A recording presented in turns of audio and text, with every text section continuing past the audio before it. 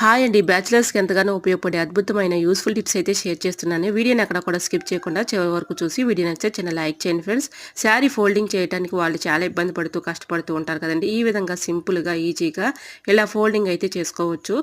దోసలు పోసుకునే అట్ల కర్ర తీసుకొని ఇలా స్టార్టింగ్‌లో శారీని అయితే ఇలా పెట్టుకొని చుట్టూరు కూడా ఇలా ఫోల్డింగ్ చేసుకుంటూ రావాలి. ఇలా ఫోల్డింగ్ చేసుకున్న తర్వాత మడత ఈ విధంగా ఫోల్డింగ్ చేసుకుంటే ఐరన్ చేసే పని లేకుండా చాలా ఈజీగా, సింపుల్‌గా ఇలా వచ్చేస్తుందండి. ఎంత సిల్క్ శారీ అయినా జారిపోకుండా ఈ విధంగా ఫోల్డింగ్ అయితే చేసుకోవచ్చు.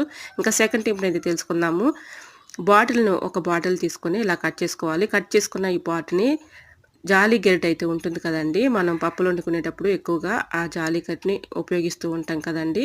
ఈ విధంగా గరిటెకి ఇలా పెట్టేసుకున్నాం అనుకోండి, ఆయిల్ చేతి మీద పడుతుందేమో అని భయం ఏమీ లేకుండా ఈజీగా ఇలా పెట్టేసుకొని చక్కగా మనం దీన్ని సింపుల్‌గా యూజ్ చేసుకోవచ్చు. సో, యూజ్ అవుతుందనుకుంటే తప్పకుండా ట్రై చేయండి. వీడియో నచ్చితే లైక్ చేయండి. Thanks for watching.